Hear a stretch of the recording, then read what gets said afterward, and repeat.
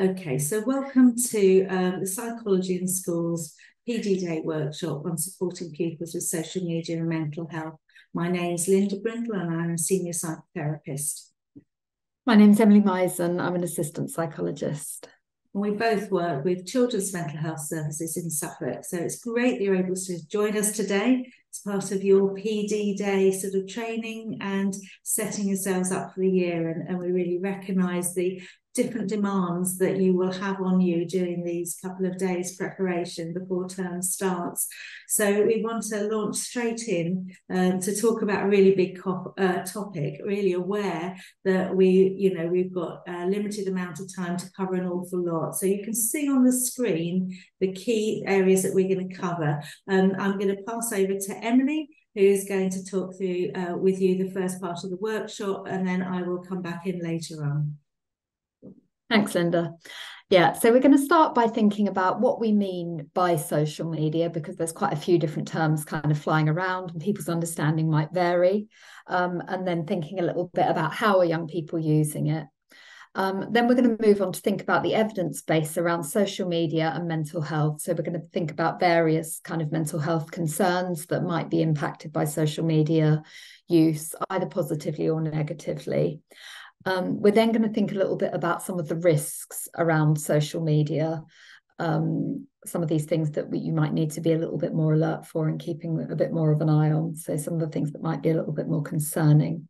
And then I'm going to pass over to Linda, who's going to think with you about what can schools do. And this will kind of fall into a few key areas. So the first is about educating pupils and parents around social media and mental health. The second is really about taking a relational approach, which Linda will discuss more and explain later. Then we're going to consider a little bit around the impact of language and narrative on young people's mental health relating to social media. And then we'll provide some signposting resources. So that's the kind of layout for today. I hope that's roughly what you're expecting. If we can move on to the next slide, thanks. Okay, so what is social media? So we've got a little quote on here. Social media are interactive technologies that facilitate the creation and sharing of information, ideas, interests, and other forms of expression through virtual communities and networks. So today we're going to be covering social media use specifically rather than focusing on screen use generally. So that's not so much on things like gaming and things like that, but there is some crossover in terms of when people are streaming and using sort of things like Twitch and online forums about gaming. But this is really focused on social media itself. So there's another definition that we just thought might be helpful to just read out. So social media services are internet-based applications, and it's user-generated content. So that's really the key difference between social media and other forms of internet and websites. So all of the content is created by the people using it. And individuals and groups create user-specific profiles for an app or a site. And then there's lots of connection with other individuals or groups. So that's just broadly what we're meaning by social media within the sense of today's workshop.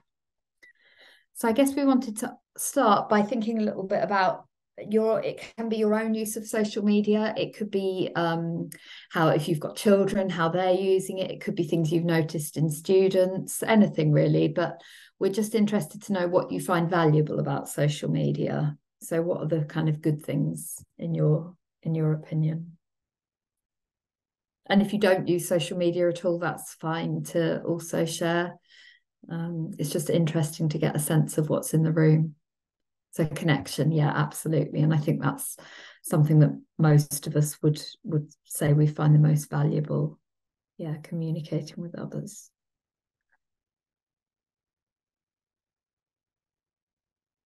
Connecting with others. Okay, yeah. Keeping in contact. Okay, so we're getting a real theme here about connecting and communicating. Okay, also professional resource sharing. Absolutely. Yeah, I know there's some great teacher groups on Facebook and stuff, isn't there? My sister's a teacher and she uses them all the time. And family groups, local events. Yeah, okay, really good.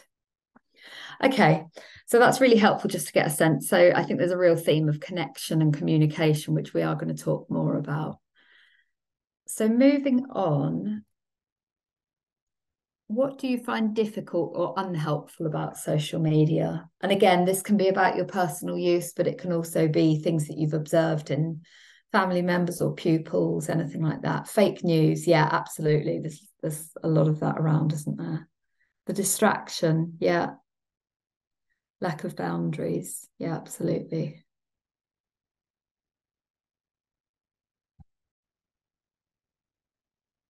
Unwanted communication, yeah, absolutely. Yeah, keyboard warriors, okay. Pressure to look good, perception of ideal life. Okay, yeah, so that sort of social pressure, I guess. It's open to misuse. Unrealistic comparison. So again, that goes into that kind of pressure.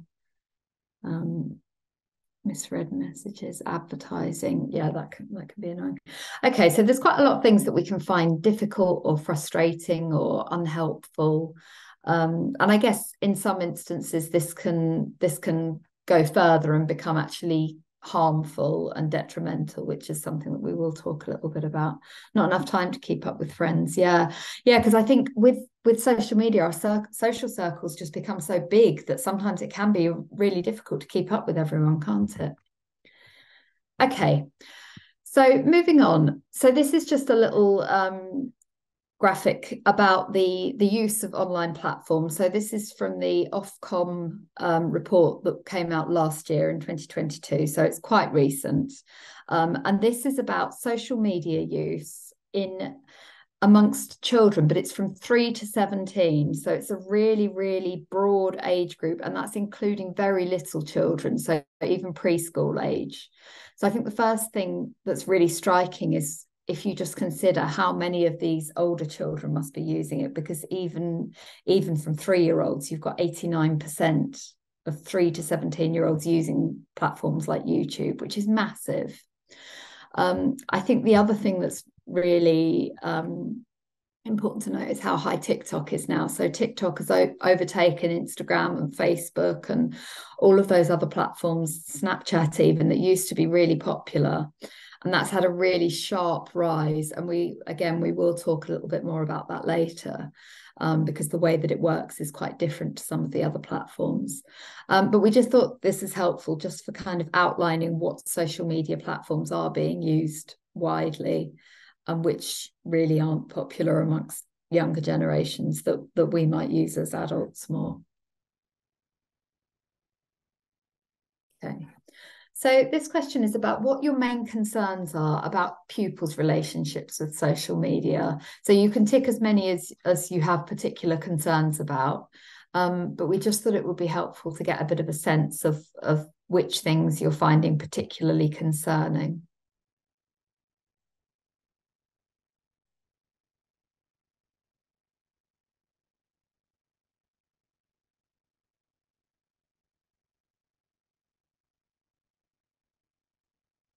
Okay, so at the moment, it's particularly high on safety's moved down. So negative impact on mental health is a significant concern. And we've also got concern around safety, bullying, encouraging unhelpful comparison and unhelpful behaviours. Lower numbers for kind of radicalisation and time wasting, but still some concern.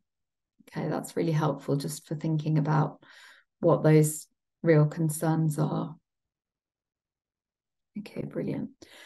So this is just a quick graphic. This is about parental concerns about social media use. This does come from research in America rather than the UK, but it is very recent. It was from this year.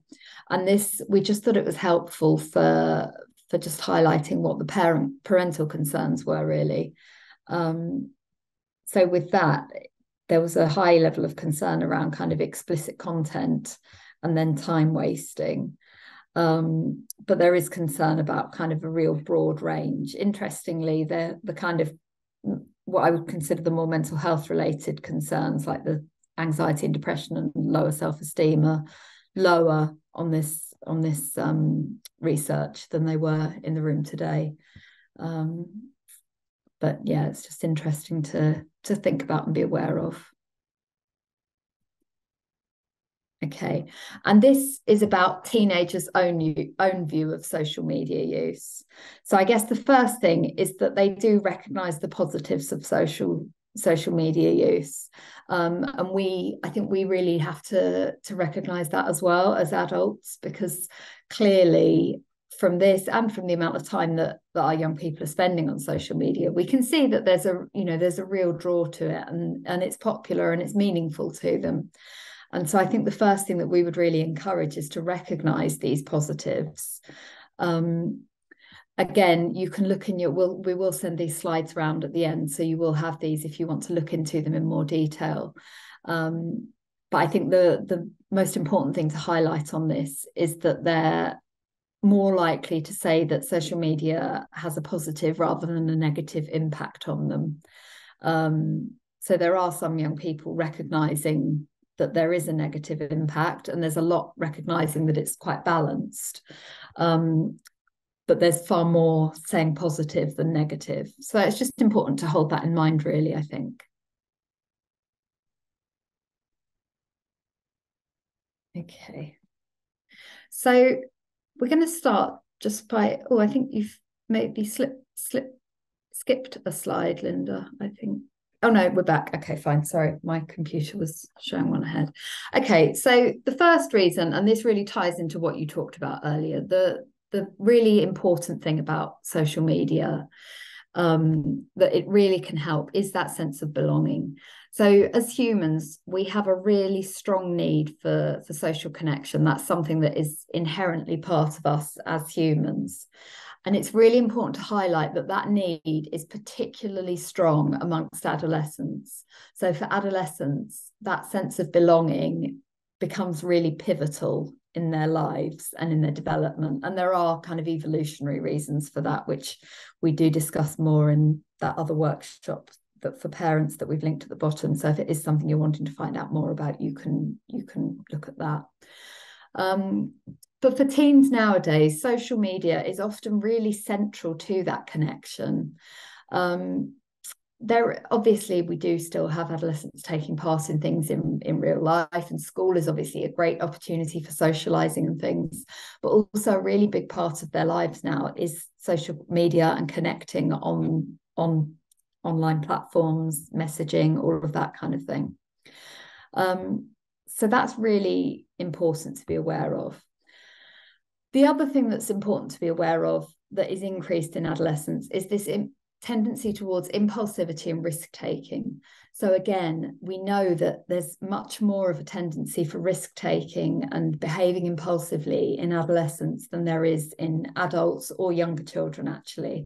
And again, that's from kind of evolutionary reasons that, again, we'll go into more in this other workshop if that is something that you're interested in. I guess what we think it's really important to highlight is that there is still this impulsivity and risk-taking that's happening in an online arena. And that can sometimes give you a bit of a false sense of security, because you might think that a child is just sitting there on their phone and not being overly concerned about them because you know where they are, you know what they're doing roughly. But actually there is still kind of risk-taking and impulsive things that they can be doing on their phone. So that risk can be hidden from adults, even if you're sitting in the same room as them.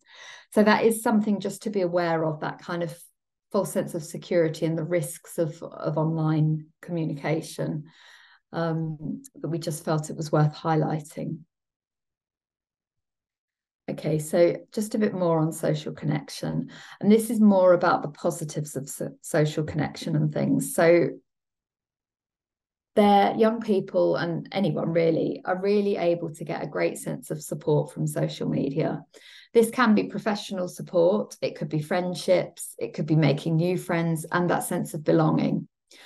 This is particularly key for young people from either minority groups or young people who might feel like they have less in common with their peers at school and things. So you might have a young person with a particularly niche interest, or who just doesn't quite feel like they fit in with their friends at school, but they can develop these relationships online with other people who have key interests.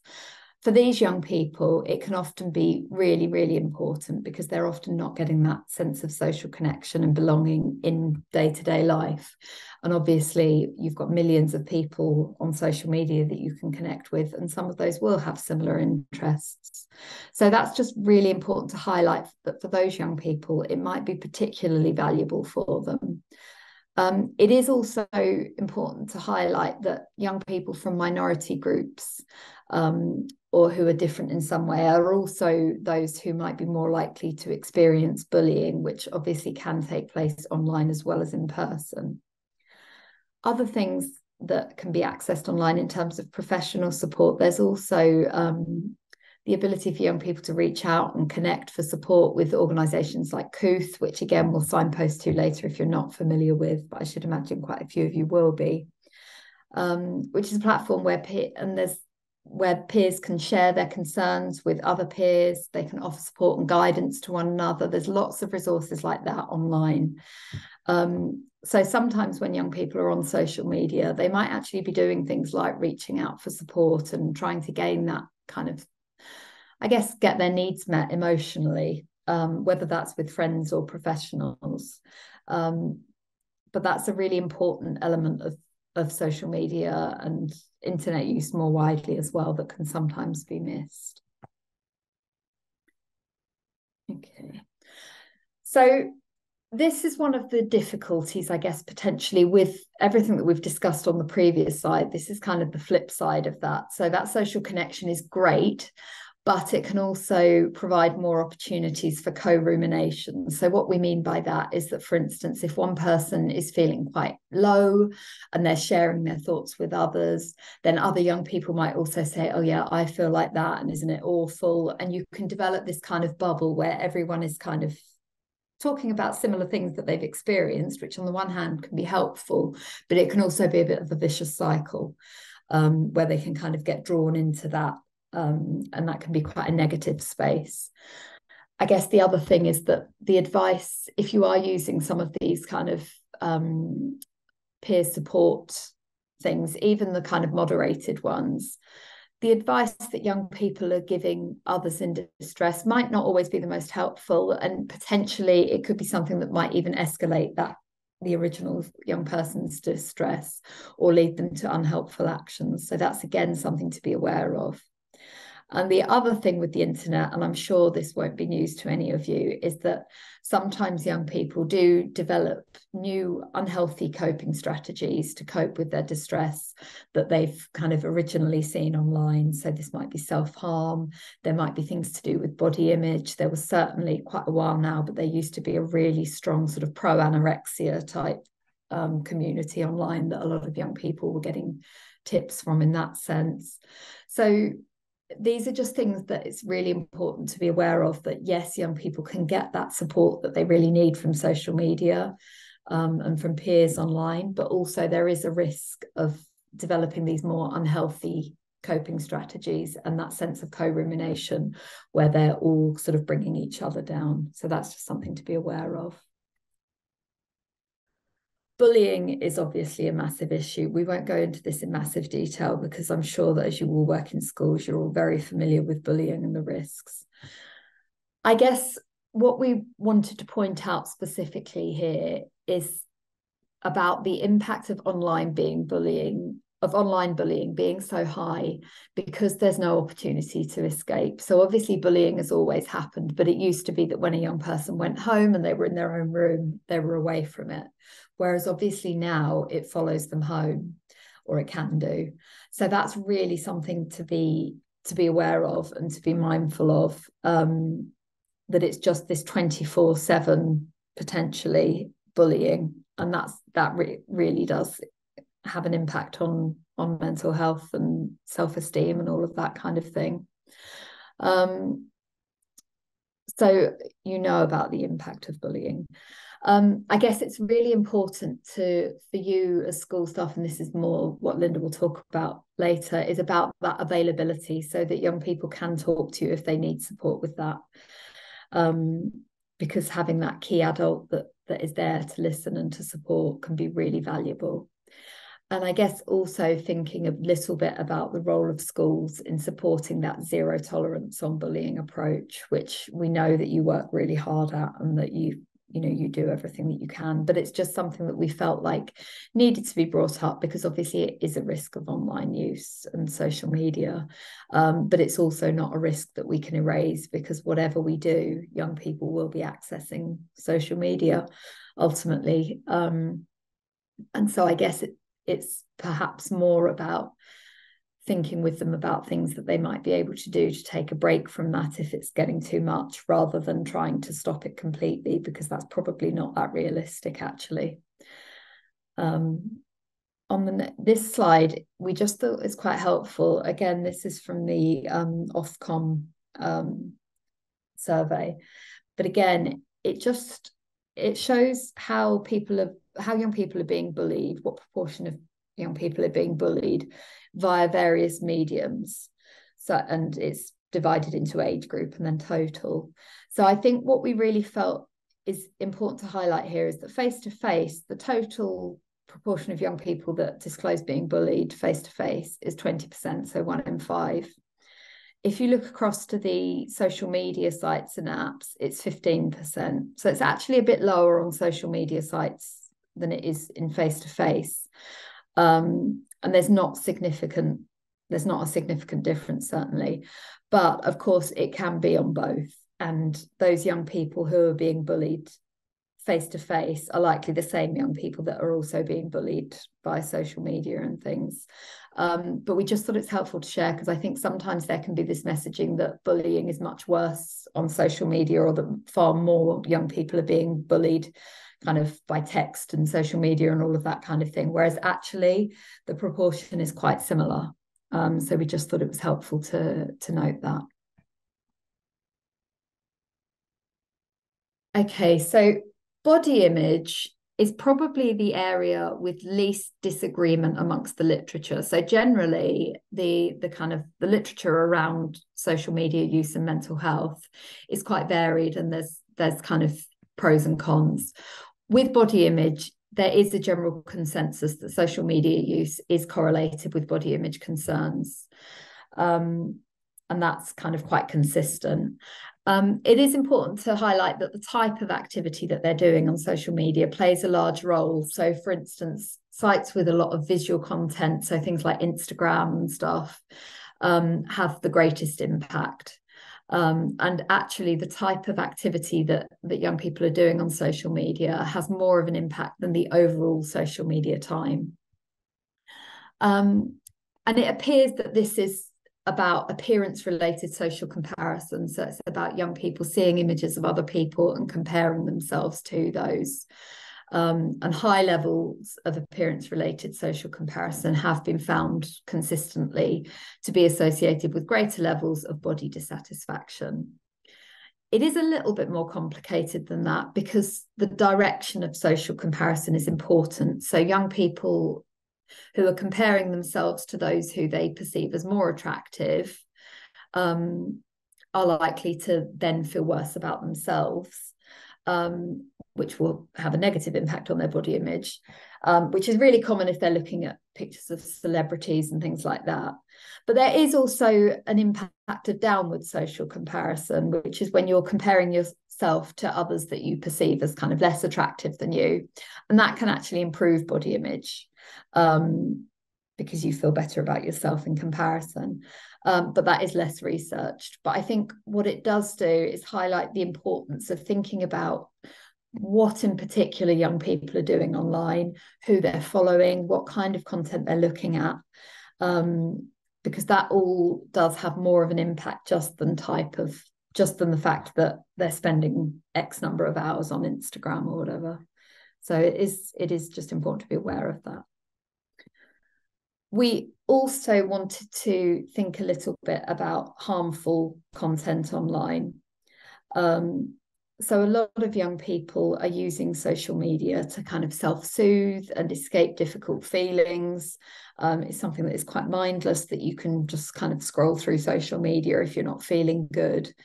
But obviously there are risks with that, and we've kind of highlighted the few what we would consider the key risks here. So the first is exposure to either self-harm content or other negative content that might encourage what we would consider negative coping mechanisms. And as we've already talked about, there is this effect of sort of social contagion. So young people might see someone else doing something online and think that they would try that. If they've seen a video of someone self-harming and saying it makes them feel better, it might make them think to try that. It might also be if a young person hasn't self-harmed for a long time, but they see someone else self-harming, that might trigger that for them and they might start doing it again. So there is this real risk around kind of social contagion and exposure to unhealthy coping mechanisms. There's also a risk of radicalization, which is particularly key in young adolescent males. So figures like Andrew Tate, who are very, very divisive. I don't know how many of you are familiar with that, but it's this real sort of toxic masculinity. And actually, there was some really interesting research asking teenage boys if they knew who Andrew Tate was and if they knew who the Prime Minister was. And actually, more of them knew who Andrew Tate was than the Prime Minister, which I think is really quite startling, actually.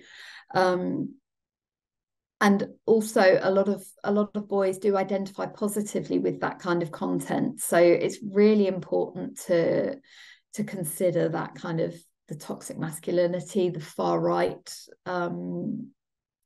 figures, all of that kind of thing that can potentially be a risk of radicalization for young people. And the final thing is that young people do prefer to turn to the online world to resolve issues than they do speak to adults. So again, that draws back into what we were talking about earlier with the advice that they're getting online might not always be that helpful or appropriate. It might actually make them feel worse with that kind of contagion. And so it's just really important to just be aware of these kind of risks of social media. And thinking, again, Linda will talk more about how you as an adult can be more available and develop relationships that mean young people might be more likely to come to you, because ultimately that's the most we can hope for, because it's unrealistic to expect young people to just stop using social media in this day and age. So really it's about trying to increase opportunity for other connection outside of that. And for you to be those supportive figures. However, having said that around the harmful content, it is important to know, and again, this comes from recent Ofcom research from this year, thinking about what do children do if they're experiencing harmful content online. And actually, the vast majority of them are who've experienced something worrying or nasty online. So that might be bullying, it might be some content that they've seen that they found upsetting. But the vast majority of them are telling someone about it. So they're not just keeping it into themselves. So, and that's true even of sort of older teenagers of 16 to 17-year-olds. You've still got almost 4 in 5 talking to someone about things that they've experienced. So despite what we've said about the risks of online, we do know that generally, on the whole, most young people are then sharing their concerns that they've seen with trusted adults, with people in the real world, I guess. And that's just really important to be aware of. So having said that, I'm now going to pass over to Linda for thinking about what can schools and what can you do to support. Emily. So I guess Emily's giving us a really sort of helpful foundation for thinking around the whole area of social media and mental health. And we're aware that we're speaking to you as people who are working in school today and not parents, and mindful that you might be thinking, well, I'm limited with what I can do because I'm not the parent here. And, you know, we have our systems in school. We do safety information sessions, both for parents and pupils. And I think schools do a great job around some of those things. So I guess we were thinking together, Emily and I, about what you can do that will be really helpful. And I guess these are the areas that we're going to cover. They're on the slide. But I think that what's already been covered by Emily really fits in with helping you think about how you might further educate pupils and parents around the impact of social media on mental health. And Emily obviously talked through a few different areas of impact there. And also, again, in your role, when you're depending on your different roles, and we're not aware of what those roles are today, but that you might do work with parents also to help them to understand more about the benefits and the drawbacks. So we're going to look at these different areas, and I'll move straight through to our next slide. Now, TikTok. I don't know how many of you, I'd like to have asked how many of you use TikTok yourselves, but we've been talking about education, and TikTok has a specific algorithm, as Emily alluded to earlier, that works in a different way to some other social media usage. So if you remember her slide on the amount of usage for younger people, TikTok came up, I think, in the top 3 as one of those key apps, key platforms for young people to really engage with others and find out information as well. So I guess for those of you that don't know about how TikTok works, I'm just going to talk through it briefly, and Emily's put some great notes on the screen as well for you. So TikTok algorithm is an algorithm that means that what you may see when you go onto TikTok app will be very different to what somebody else may see, and will be very different from what your pupils will see in their feed.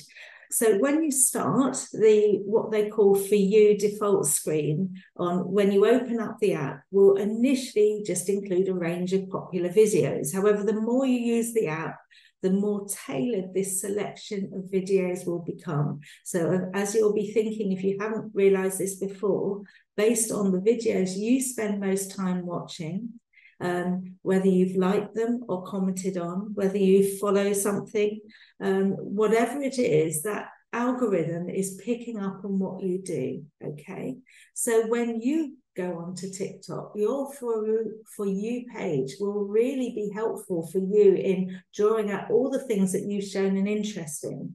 So I guess then we're thinking about pupils and how they might use a TikTok algorithm. So you as a teacher will be looking at different things to what pupils will be looking at.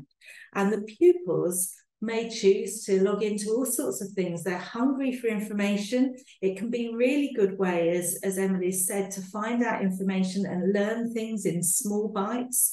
But actually, we know that there can be a big impact on mental health, and a negative one if you find that pupils are choosing to follow and like and watch things around, for example, self-harm or body image, as Emily was talking about, other things to do with mental health, things that make people anxious. If a young person is watching anything that feeds into those sort of negative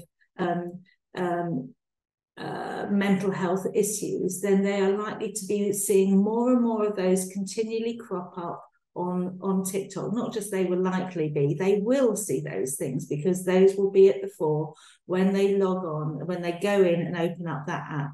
So I guess it's really important to be aware of, because if you can be aware of the fact that young people may be watching very different things, we'll need to think about how do we educate them to be able to manage their mental health better, so they're not getting pulled down a hole of something that they looked at just once or twice for just a bit of curiosity. They're then getting pulled in to see many more of those videos pop up on their front page.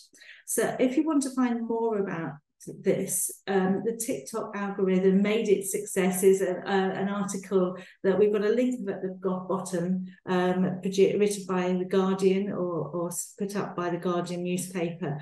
I guess what it is there is it's talking about made it a success, But of course, actually, we're aware here that what seems as a success as a business approach is not necessarily a success when it comes to mental health. But of course, if a young person is choosing to focus on lots of positive, helpful things that make them feel good on TikTok, equally, that can have quite a positive image on young people. So let's have a think a little bit more about how you can support children and young people in your schools to consider how they can more helpfully manage this social media world and also manage their mental health.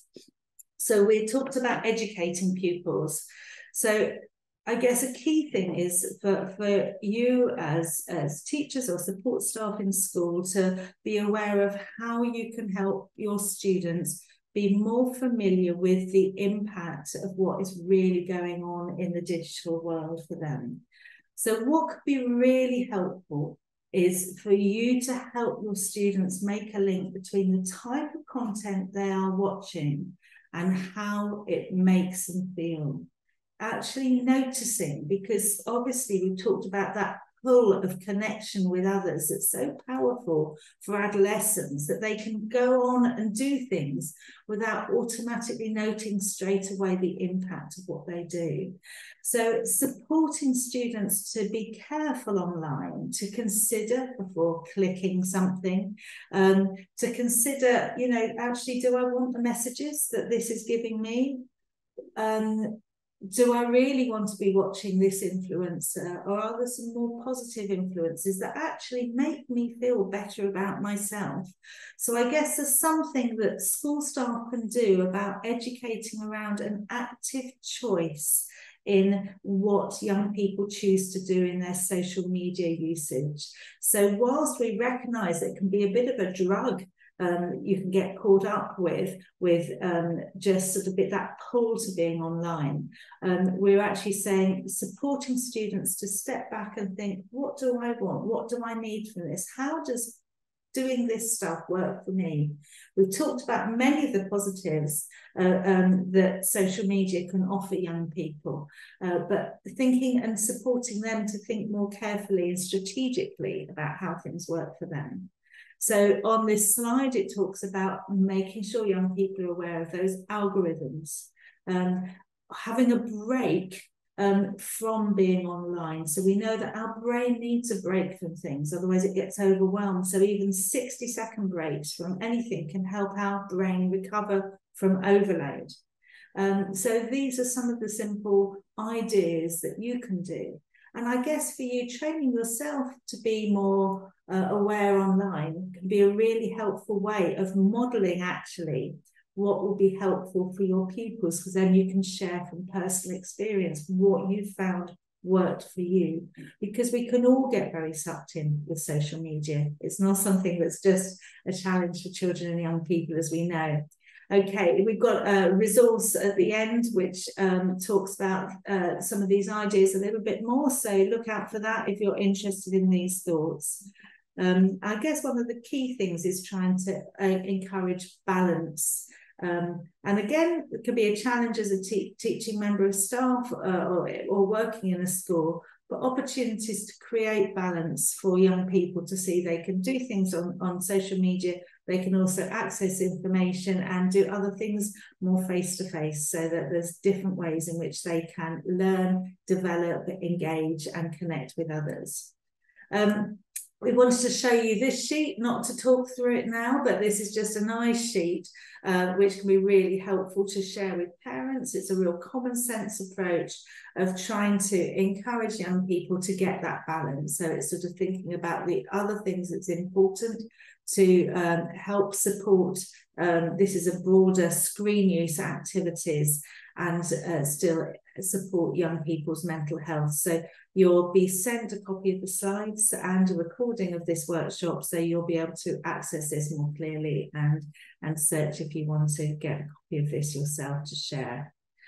So I wonder, I've just got a brief question. What key messages do you as a school find that you tend to give around sexting? So it would be really helpful just to hear those things that immediately come to mind for you. What are those messages that your school gives? Because we know this is a big area with a lot of challenges with young people getting caught up in sharing photos. What are the messages that you tend to give?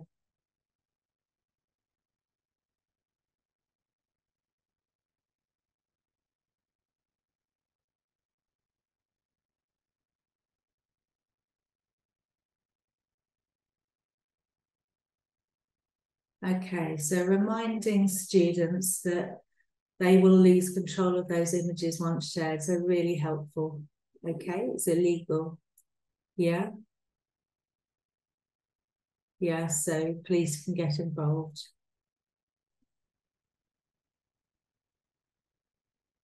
It's going to be there, even if deleted always. Yeah. Yeah, so that is this real challenge, isn't it? That the social media means that in this day and age, the things that we may have done as young people haven't got a footprint that carries on for the rest of their life. Whereas these days, it's very different. Reminding students that anything they share is out there forever. Can be distributed, yeah, as well for child pornography. Okay, thank you for sharing some of those messages that you give. And I guess this is really important to think about the messages that we give while trying to really helpfully guide students into what things they might consider not doing rather than doing, but also trying to do this in a sensitive way. And I guess this is where this relational approach really comes in. We know that actually being able to be available for young people, trying to connect with them, show an interest in them. And I know that when you might have masses of children in your classrooms, this can feel a challenge to do. But those young people that you're feeling concerned about, those pupils, where you feel actually having a connection is going to be especially important. So I'm just aware that your secondary school age and sixth form, so you tend to have the bigger classes if you're working as a teacher. But we know that being available and showing an interest without judging young people can be a really great way of building connection. And in terms of mental health and social media use, I think we feel the relational approach is one of the key things that's really important to highlight. If you can create space for healthy conversations with young people, they're more likely to share and talk with you around the things that they're struggling with, maybe the things that they have done, the mistakes they've made, or the things that they have learned. And I guess that it can be very easy, and I'm aware that as we noted at the beginning, the people on the call seem to be generally within the age bracket between Emily and myself, really. And so our experience, my experience of social media will be very different to Emily's. And her experience will be very different to that of young people who will be focusing, as she highlighted, on perhaps very different sort of apps and platforms to get their connection, to find out information. And I guess what we can do helpfully as adults is to be aware of the benefits of social media for young people. So instead of automatically getting caught up with making judgments and being critical, being open to hear and find out how they use social media, and then sort of being able to support them in thinking about which ways may it not be helpful for them, so that you're supporting young people to work out for themselves and learn that skill of making decisions around what they should link in with, what's helpful and healthy for their mental health and well-being, and what things aren't. So taking that genuine interest can be really key in building up that relational approach so that you can then develop that healthy space for discussions. So I guess being aware of the impact and the education, you choosing to come along today to hear and find out more is really key, isn't it? So that you've got greater knowledge in your head in ways in which you can share with young people, but being open to be curious and listen and wonder. And I guess we know, especially with adolescents, that they won't do things because we tell them not to do them. They'll do things, they'll make their own decisions, but will be more likely to follow an idea if they come up with it themselves. So if you can support young people to think about what they're doing and what's helpful through having that relationship with them, then that is the most likely way to be successful in supporting young people to manage their social media use in a way that is beneficial for their well-being, rather than getting in the way of their well-being and potentially even detrimental.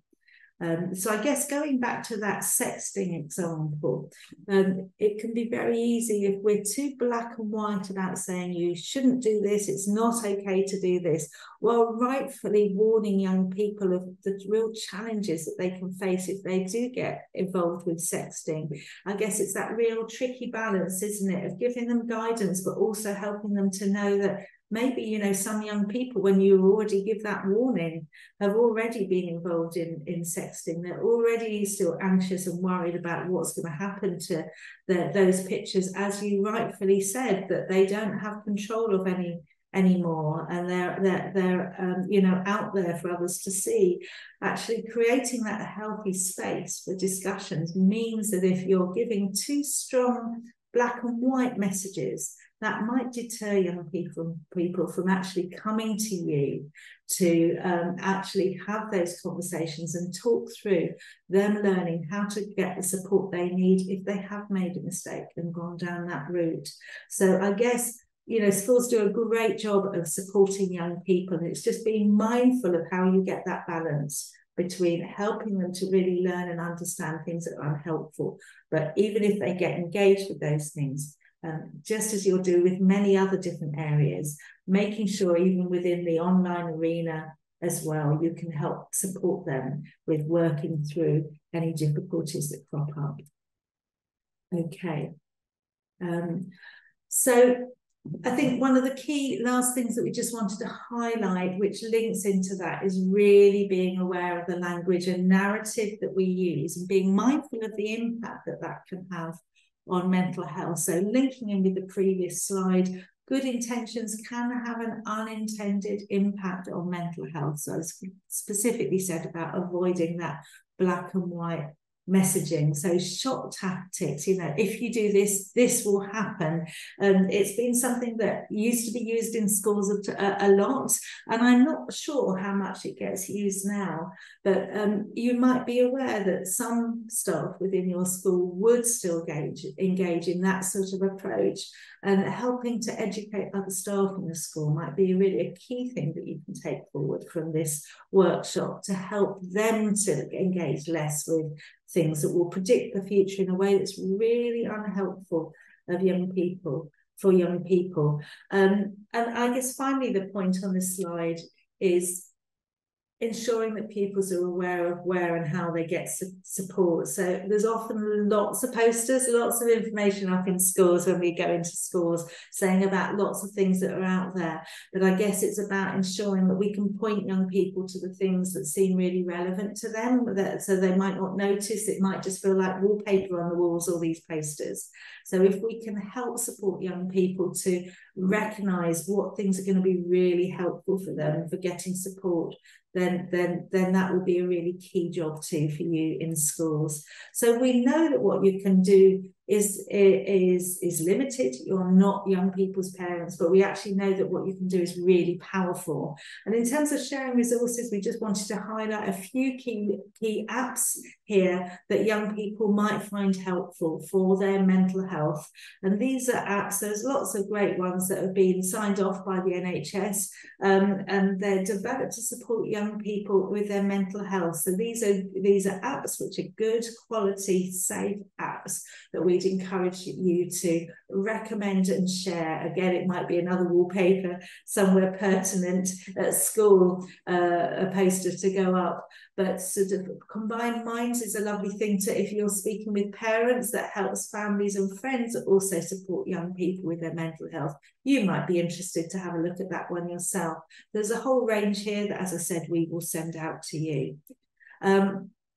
So I wonder, just before, as we're coming towards the end of our workshop, if you could have a think about what you feel from hearing the messages and information today that you or your school could do to support pupils around social media and managing good mental health.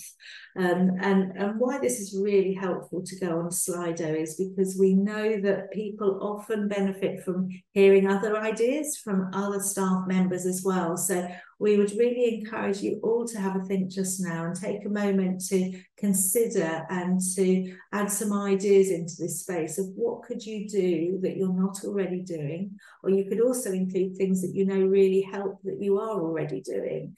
And this can be a great resource that, as I said, will get sent out to everybody else to share good ideas in this area, because you're the experts in schools.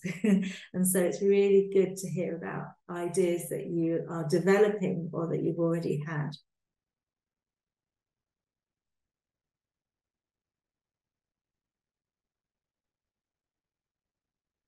Okay, so yeah, so advertising the helpful apps, having a consistent message. It's really challenging, isn't it, with big schools when we're dealing with secondary pupils or sixth form.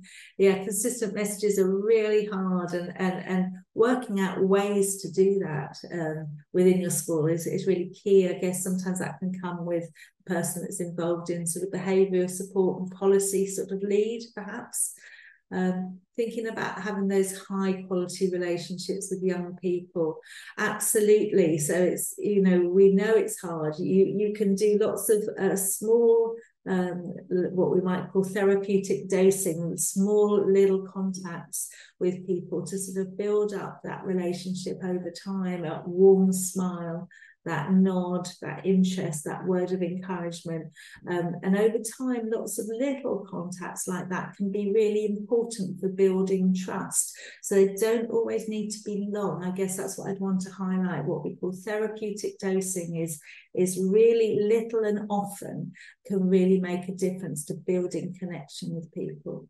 So we've got here, we offer lots of support. Please do continue thinking and adding to these ideas. We offer lots of support around mental health, but perhaps we could specifically encourage students to talk about social media and the impact that they may have on their mental health, and signposting to more specific online support. Okay, and I guess I'm really mindful that those people that have more of a TA or pastoral role, there are some things that they might be able to do that's different to others. And so there might be some ideas that if that's you, that you'll be able to take away of doing that more individual support. And I really like that idea of specifically encouraging students to talk, so you can have shared, maybe whole class discussions, so students can recognise the impact of different usage on their own mental health. Thanks ever so much for that. I guess the take home here, before we just come to the last slides and the resources, is holding on to both remembering the benefits as well as the risks of social media usage, encouraging that relational approach of being curious and non-judgmental, thinking about the language and narrative that schools use, and the impact that can have on mental health. And of course, that whole area of education. And it might be that you will find that as you spent time to educate yourselves a bit more, you can do that education with other colleagues. So they're in a better place to educate both pupils and parents around mental health and social media usage. We've got a few resources here that you might want to link in with, all slightly different emphasis. So you can pick and choose what seems helpful for you. I guess Emily alluded to earlier to the fact that obviously we know that in some situations young people can use social media in a way that can be really unhelpful and feed into really harmful behaviours. And so we have got Papyrus as a link on the bottom of this screen, if that's something that you might find helpful to look into and find out more about, which gives some guidance as a hope line for for young people. There's a box that young people can make called a hope box to help them to manage if they're feeling very low and wanting to considering killing themselves. And there's also all sorts of other really helpful information for parents, professionals and families. So sometimes when we know that young people are using social media to get lots of information, then maybe sometimes for us there's a responsibility for us to also become more informed about some of the things that young people are looking into. And if we can be more educated, then we will be better able to have conversations with young people around some areas that they find difficult, including areas of mental health. Okay, so just as we're finishing, we've got a few slides. We'd really be grateful if you could join in these slideshows on these last few slides that won't take